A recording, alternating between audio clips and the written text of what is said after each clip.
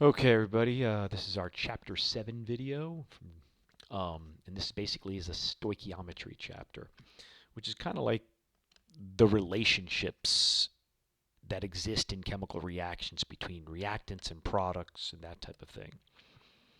So what we'll cover, I'm pretty much going to touch on everything that's in the chapter, but all of them briefly. The earlier ones maybe a little bit more detail, but we'll introduce how to balance reactions. I'll leave that mostly to you to do on your own and to practice on your own. We'll introduce calculations for chemical reactions and look at some of those. Um, and then I'll introduce limiting reactants, percent yield, and empirical and molecular formulas. So stoichiometric calculations is calculating the mass of a product from the mass of a reactant. Um, and what we're going to do is look at this like a recipe. So we're going to start stoichiometric calculations involve anything to do with like chemical reactions.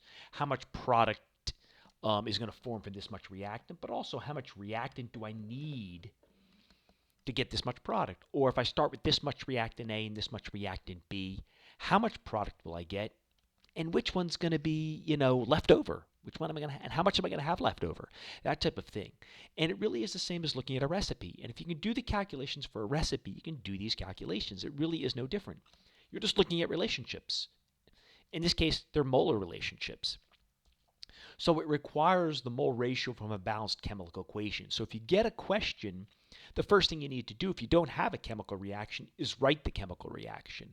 And you'll get better and better at that as we move along. Initially, you'll be given the reactions, but then for simple ones, you'll be expected to write those reactions and then to balance them and then to answer the question.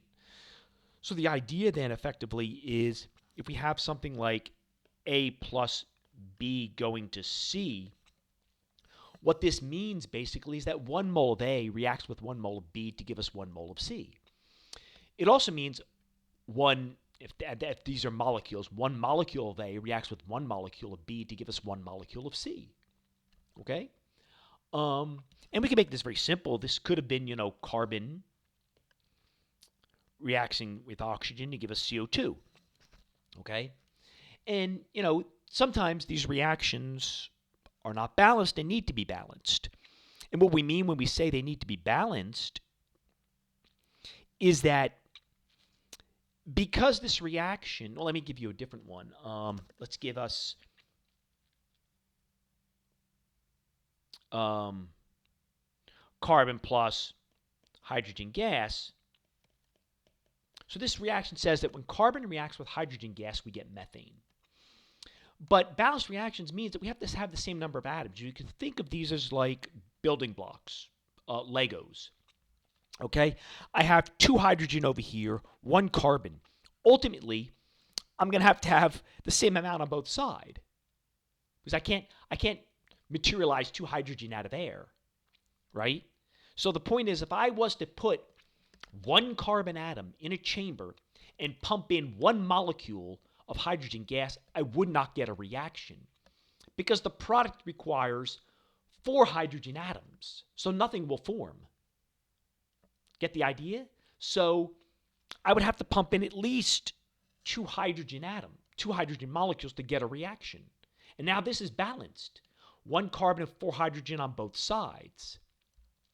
That's what this balancing means. Now, usually we don't deal with individual molecules because we can't manipulate them and count them out. So we're usually dealing with larger quantities. And we can think about moles. When you have moles and you got huge numbers of things. Okay, but this is what this is telling you. If you want nothing left over, you have to have 1 mole of carbon and 2 moles of hydrogen gas. Now, if I were to put 1 mole of carbon in and 1 mole of hydrogen gas in, I would get some methane formed. Right? But I'd use up all the carbon and I'd be left over with a mole. Oh, no, I'm sorry. Let's say I only put in 1 mole of this and 1 mole of this, I would get some methane formed. I'd use up all the hydrogen gas and I'd still have a half a mole of carbon left, you see? That's the key. So when you're dealing with moles, you're still going to get product, but you're going to have something limiting and something left over. When you're dealing with just single atoms, which we don't deal with much, but if you think about the reaction in terms of that, there's no possibility for there be a reaction if I had one atom of carbon with one molecule of hydrogen gas. So this balancing and the equations refer to both moles and atoms. So we can use this to think about, okay, well, how much product I get, how much reactant I get, which one's limiting, and that type of thing. All from this. So when you write balanced chemical equations, these numbers have to be balanced, and that's just showing. This table, you can look at this in your book. To me, it's a little bit more complicated than it needs to be. It's very simple. If I've got, one carbon atom on the left and four hydrogen atoms on the right, I've got to be able to have that same amount on the right. So these are steps, and if this works for you, great. Write the expression. And physical states are also things that we do. So this reaction here, for instance, says that we have a solid and gases. L for liquid, AQ for aqueous. Aqueous means it's dissolved in water. Okay, what's on the left are reactants, what's on the right is products. And we usually write a symbol for yields. I don't know why there's no symbol here. For yields, there it is there. That means yields. Okay, so this is the way we structure our reactions. See if it's balanced first, and if not, choose an element that only appears in only one reactant and one product and balance that first. That's just a suggestion that helps to work out. So balance the sulfur first here before you balance the oxygen is the idea. Of course, this one is balanced. And then choose coefficients for the other substances to make things balanced. Now let's look at one that's not balanced. Balance the sulfur first, it's balanced, then balance the oxygen. Well, we could see that we have 4 oxygen on one side and 3 on the product side. So you have to go ahead and balance this. And this equation is going to show us how we're going to balance it. If we put 2's on both of those, then everything balances out. So we wind up with 6 oxygen on the left. Oh, I guess they have this here.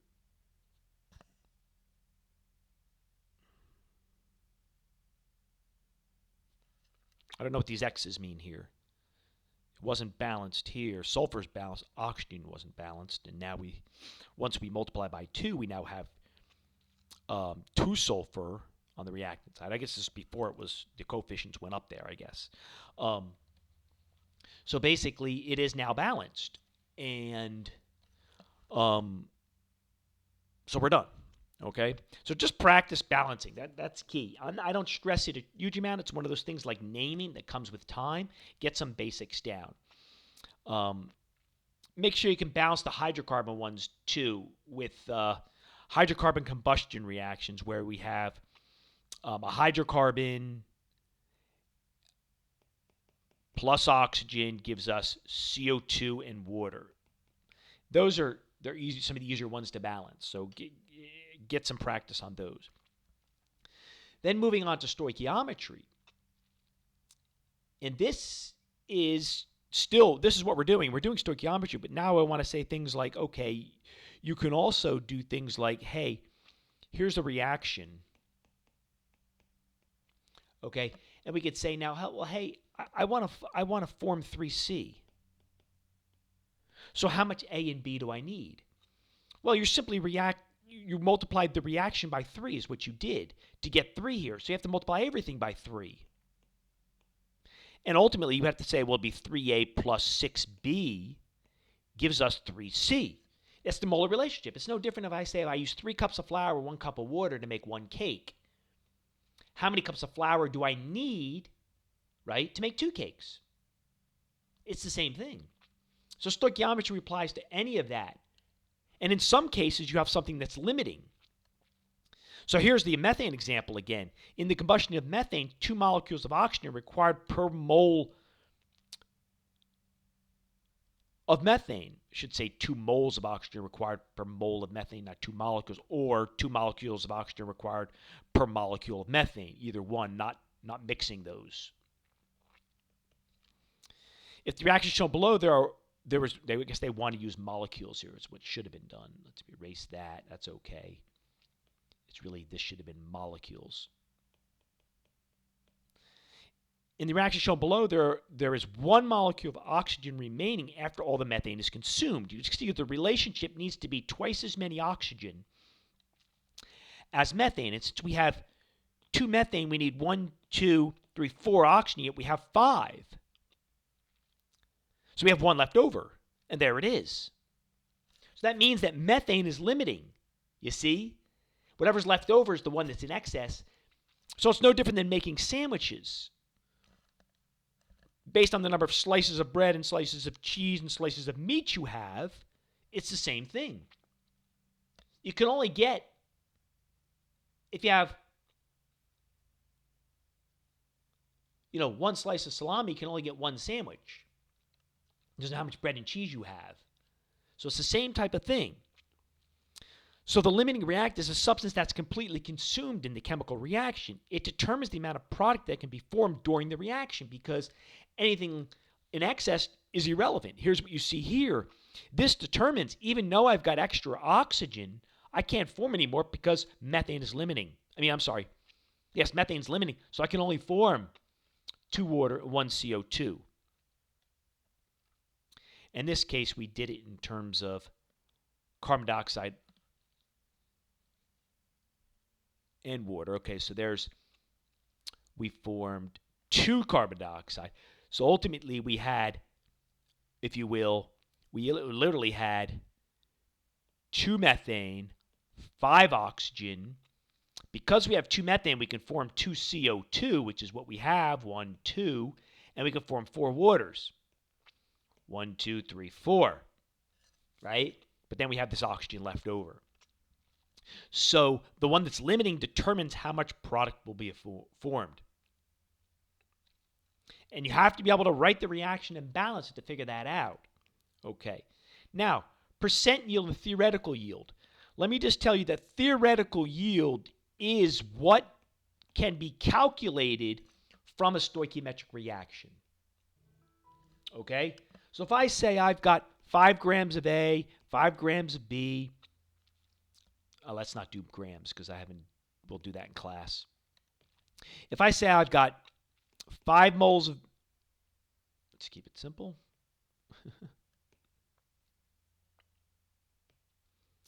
4 moles of A and 4 moles of B. Theoretically, how much can I form? Well, you're going to realize that B's limiting. So you're going to say 4 moles of A times 1 mole of C forms for every 1 mole of A. There's my stoichiometric ratio that comes from the recipe. It's just like the recipe, right? So I should be able to form 4 moles of C. Moles of A cancels out, right? That's the theoretical yield. The actual yield, and that's because percent yield, I spelled percent wrong. Percent. Percent yield is equal to the actual over the theoretical times 100. The actual is what you get in the lab. When you guys go into classes in which you're actually doing labs and synthesizing stuff, actually you'll do this in Gen Chem if we still do it. We do I think you do a magnesium oxide one or something. You figure out how much you got. What you actually get in the lab and you weigh, that's your actual yield. Because things happen. There's contaminants. There's really unequal amounts because it was measured wrong. There's side reactions and things like that. So your actual yield is what you get in the lab. Okay, the theoretical is what comes from the paper, what you calculate on paper. Okay? And that your percent yield is going to be the actual over the theoretical times 100. Your percent composition, that can be applied to just a compound. And this is very straightforward, and this is all I'm going to say. For something like iron oxide, in this case FeO, the percent iron is simply the mass of iron over the total mass times 100. And the percent oxygen is the oxygen over the total, and those two have to add up to 100%. That's all percent yield is, percent composition is. Okay? With that, I want to finish up with empirical formula. This is the smallest whole number ratio of elements in a compound. And this is always what this is meant for sodium chloride, for ionic compounds. But in some cases, we have molecular compounds that